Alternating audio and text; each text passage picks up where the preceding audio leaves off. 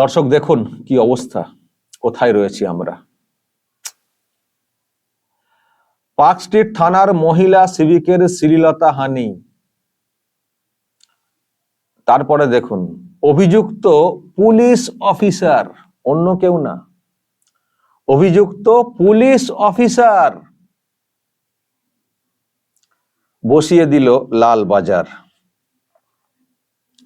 মানে পুলিশের কাছে পুলিশের মহিলারাই নিরাপদ নন, তাহলে অন্যদের কি অবস্থা। থানার পুলিশ অফিসারের কাছে থানারই একজন মহিলা সিভিক ভলেন্টিয়ার তিনি নিরাপদ নন, তার শ্লীলতাহানি হয়েছে, তিনি অভিযোগ করেছেন। তো কোথায় রয়েছি আমরা দর্শক ভাবুন। এবং পুলিশ মন্ত্রী হচ্ছেন একজন মহিলা, সেই রাজ্যের একজন পুলিশ অফিসারের কাছে থানারই একজন মহিলা সিভিক ভলেন্টিয়ার এই রকম শিকার হচ্ছেন। দেখুন অন্যান্য সব মিডিয়া রিপোর্ট কি সব করা হয়েছে এই প্রসঙ্গে। এটি একটি মিডিয়া, থানার মধ্যেই সিভিকের শ্লীলতাহানি, পুলিশের এসআই এর সিপিকে চিঠি, আগেও মদ খেয়ে এইসব করেছেন আর কি, এটাই বলার চেষ্টা হয়েছে . এটি একটি মিডিয়া, থানার ভিতরেই সিভিক ভলেন্টিয়ারের শ্লীলতাহানি, সাব ইন্সপেক্টরের বিরুদ্ধে বিভাগীয় তদন্ত। আবার দেখুন নিচে কি লেখা আছে, পুজোর পোশাক দেওয়ার নামে পার্ক স্ট্রিট থানায় শ্লীলতাহানি, পুজোর পোশাক দেওয়ার নাম করে। এটি একটি মিডিয়া, নানা অছিলায় মহিলা সিভিক ভলেন্টিয়ারের গায়ে হাত, অভিযুক্ত কলকাতা পুলিশের এসআই। নিচে লেখা, থানার মহিলা সিভিক ভলেন্টিয়ারের শ্লীলতাহানির অভিযোগ উঠল সংশ্লিষ্ট থানারই, ওই একই থানা, সংশ্লিষ্ট থানারই সাব ইন্সপেক্টরের বিরুদ্ধে লিখিত অভিযোগ দায়ের করা হয়েছে পার্ক স্ট্রিট থানায়। এই হচ্ছে রাজ্যের অবস্থা। প্রিয় দর্শক, আমি শফিকুল ইসলাম এবং আপনারা দেখছেন আরামবাগ টিভি। আরজি করে যে ঘটনাটা ঘটেছে সেখানে তো একজন সিভিক ভলেন্টিয়ারকে গ্রেপ্তার করা হয়েছে, সেটা ঠিক আছে, কিন্তু আমরা তো এখনো বিশ্বাস করি না যে ওটা ওই একজনের কাজ। যে বিবরণ সামনে উঠে এসছে সেখান থেকে আমরা যেটা বুঝতে পারছি যে যে ঘটনা ঘটেছে সেখানে অনেক ডাক্তারও জড়িত। তার মানে কি, তার মানে যেটা দাঁড়াচ্ছে যে ডাক্তাররাই, মানে মহিলা ডাক্তাররাই পুরুষ ডাক্তারদের কাছে নিরাপদ নন, ডাক্তাররাই ডাক্তারদের কাছে নিরাপদ নন। যতই আমরা নিরাপত্তা নিয়ে প্রশ্ন তুলি, কিন্তু যে ঘটনা ঘটেছে তার যে বিবরণ সামনে এসছে তাতে এটুকু তো বলাই যায়, সঞ্জয় রায় সিভিক ভলেন্টিয়ার, তার যোগ এসছে একটা, তাকে গ্রেপ্তার করা হয়েছে, কিন্তু শাসক তো ওটাকে দিয়েই চালিয়ে দিচ্ছিল, কিন্তু আমরা তো ওটা বিশ্বাস করি না। আমরা মনে করি যে এর পেছনে একটা বিরাট গ্যাং কাজ করেছে, একটা গ্রুপ কাজ করেছে, এবং তাকে ধর্ষণ করে হত্যা করার পেছনে অনেক ব্যাপার আছে, যেসব বিষয় সামনে এসছে সেখান থেকে আমরা বলছি। তো তার মানে যেটা দাঁড়াচ্ছে সেটা হচ্ছে যে যতই ওই জুনিয়র ডাক্তাররা মুভমেন্ট করুন না কেন, ওনাদেরকে একটা বিষয় কিন্তু স্বীকার করতে হবে যে আমরা যতই পুলিশি নিরাপত্তা নিয়ে কথা বলি না কেন, এটা আমাদের লজ্জা যে ডাক্তাররাই ডাক্তারদের কাছে নিরাপদ নন, এটা কিন্তু ওনাদেরকে স্বীকার করতে হবে। কারণ যে ঘটনা ঘটেছে একা সঞ্জয় রায়ের কাণ্ড না। তো দর্শক, তার মানে এটাই দাঁড়াচ্ছে যে কোথাও কোথাও আমরা দেখছি যে ডাক্তাররা ডাক্তারদের কাছে নিরাপদ নন, পুলিশের নিরাপত্তা নিয়ে কথা বলা হচ্ছে, আবার এখানে দেখছি পুলিশ অন্যদেরকে কি নিরাপত্তা দেবে। পুলিশের কাছেই তো পুলিশেরই যারা মানে মহিলা যারা কাজ করেন, মহিলা সিভিক ভলেন্টিয়ার, তারাই তো নিরাপদ নন, তারাই তো শিকার হয়ে যাচ্ছেন, তাহলে কি করে তারা অন্যদেরকে নিরাপত্তা দেবেন।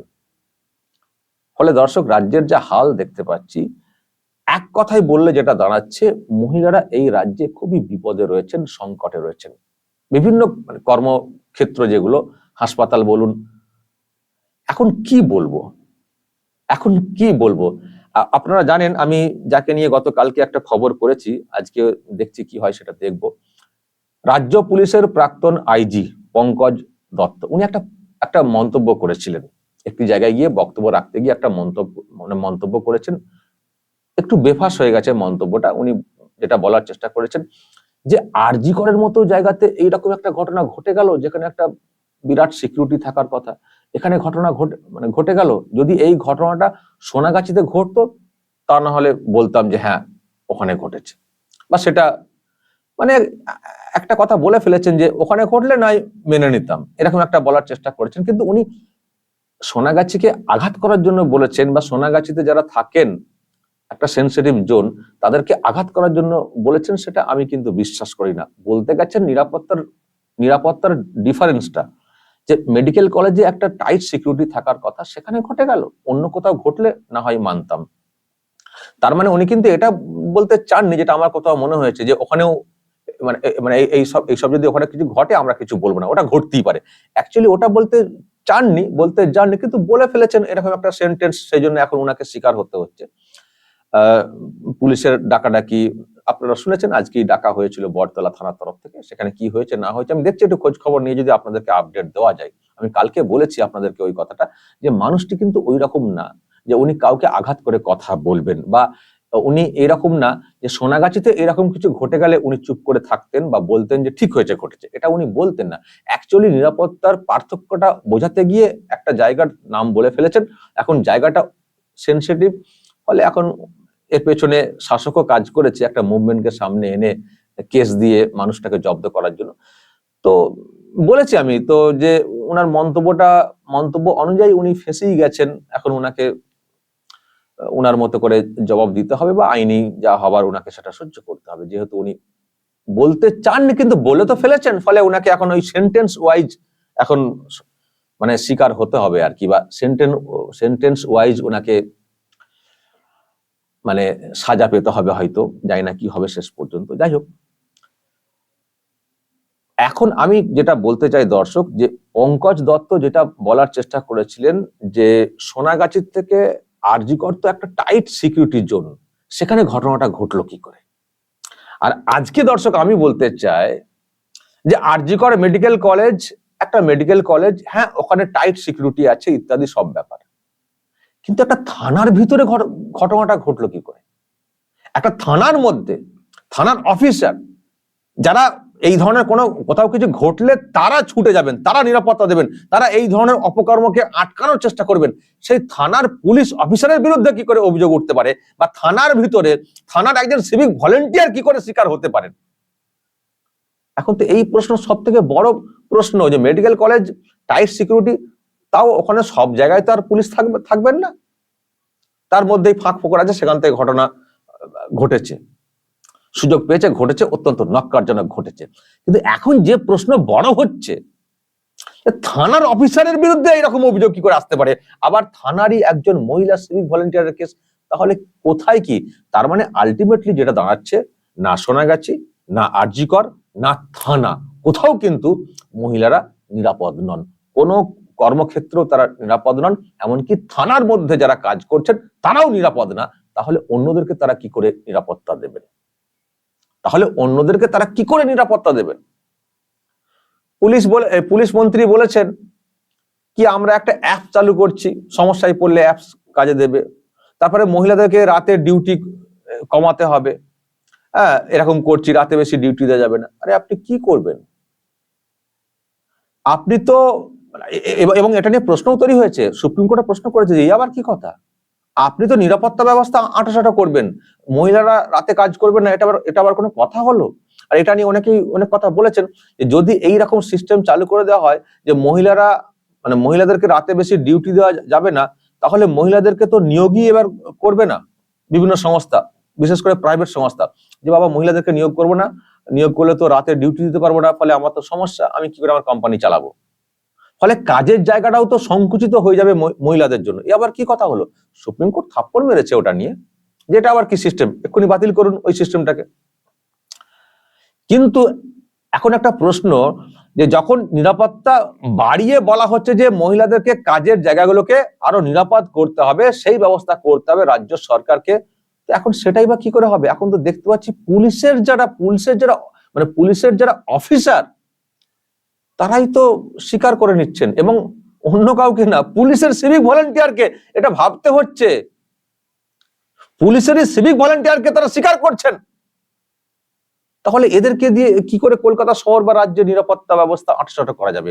আর এদের উপরে ভরসা করে কি করে বাংলার মহিলারা, মেয়েরা, মায়েরা কি করে কাজে বের হবেন, রাস্তাতে বের হবেন? এই তো অবস্থা পুলিশের। আবার বলা হচ্ছে মদ খেয়ে, মানে পুলিশও টান্টু। ফলে দর্শক, যেটা বলতে চাইছি আমি, খুবই খারাপ অবস্থা। যারা এখনো পুলিশ মন্ত্রী, স্বাস্থ্যমন্ত্রীর পদত্যাগের দাবি তুলছেন না, আওয়াজ তুলছেন না, আমি ভাবছি ওই রকম করে প্রতিবাদ করে কি হবে? ওই হালকা হালকা প্রতিবাদ। চোখের সামনে তো দেখতে পাচ্ছেন স্বাস্থ্যের এই হাল, পুলিশের এই হাল, রাজ্যের এই হাল, তাহলে কেন আসল জায়গাতে আঘাতটা দেবেন না? কি নিরাপত্তা আপনাদের দেওয়া হবে? দেখছেন তো পুলিশের খোদ পুলিশের কি অবস্থা, দেখছেন তো। আর একটা ব্যাপার, পুলিশের বিরুদ্ধে অভিযোগ এসছে, বিভাগীয় নাকি তদন্ত হচ্ছে, এখন ক্লোজ করা হয়েছে, বসিয়ে দেওয়া হয়েছে। কেন? পুলিশের বিরুদ্ধে কি কঠোর আইন, মানে আইন কি কঠোর হয় না? আজকে যদি একটা সিভিকের কেউ কোথাও কিছু করে বসতেন, অন্যায় করলে তাকে গ্রেপ্তার করা উচিত অবশ্যই, কিন্তু আমরা দেখেছি যে সঙ্গে সঙ্গে গ্রেপ্তার। অন্যদের কথা ছেড়েই দিন, সিভিকেরও যখন সিভিক ভলেন্টিয়ার কোথাও কেউ অন্যায় করে ফেলেন বা কোনো যদি অভিযোগ, ভুল অভিযোগও এসে পড়ে, দেখি তখনও পুলিশ তাকে গ্রেপ্তার করে নেয়। তাহলে পুলিশের অফিসারের বিরুদ্ধে যখন এইরকম একটা সিরিয়াস অ্যালিগেশন এসছে, তখন কেন শুধু বসিয়ে দেওয়া, ক্লোজ করা, বিভাগীয় তদন্ত শুরু হচ্ছে, এরকম কেন? কেন তাকে সঙ্গে সঙ্গে অ্যারেস্ট করা হবে না? আবার এটাও শুনছিলাম, এই যে অভিযোগ যে সামনে এসছে, প্রথমে নাকি ওই সিভিক ভলেন্টিয়ার ওই থানাতে অভিযোগ করতে চেয়েছিলেন, থানা নাকি অভিযোগ নেয়নি। তারপরে উনি সরব হয়েছেন, অন্যদেরকে চিঠি করেছেন, দেখতে পাচ্ছেন খবর সামনে এসছে, তারপর এই ব্যবস্থা হয়েছে। সিপিকে চিঠি করা হয়েছে, লালবাজার বসিয়ে দিয়েছে তারপর। কিন্তু প্রশ্ন হচ্ছে যে পুলিশের লোক বলে কি ছাড়? বা পুলিশের বিরুদ্ধে কোনো অভিযোগ করলে কি সহজে আপনাদের সন্দেহ হয় না? মানে ধরা যায় না, আগে তদন্ত করে দেখতে হবে, খতিয়ে দেখতে হবে, তারপর এখন চলো বসিয়ে রাখছি খুব জোর, ক্লোজ করছি, দেখি তারপর কি করবেন, দেখবেন তারপর কি হয়। কিছুই হবে না, কিছুই হবে না, দেখবেন সেই ঘুরিয়ে ফিরিয়ে দেখবেন সব বাঁচিয়ে দেওয়া হয়েছে। প্রশ্ন হচ্ছে এটাই যে প্রমাণ না হয় পরে হবে, কিন্তু অভিযোগ পাওয়া মাত্রই যখন অন্যদেরকে গ্রেপ্তার করা হয়, তখন পুলিশের অফিসারকে কেন গ্রেপ্তার করা হবে না? এমন কোনো আইন নেই, এমন কোনো বিধান নেই পুলিশের জন্য। পুলিশ বলে সব ছাড়, অন্য সেক্টরে যারা সরকারি চাকরি করেন তাদের বিরুদ্ধে যখন কোনো অভিযোগ হয়, দেখি তুলে নিয়ে চলে আসে। তো পুলিশের অফিসারের বিরুদ্ধে যখন এইরকম একটা অভিযোগ এসছে সিরিয়াসলি, তাকে শুধু বসিয়ে দিলি হয়ে যাবে?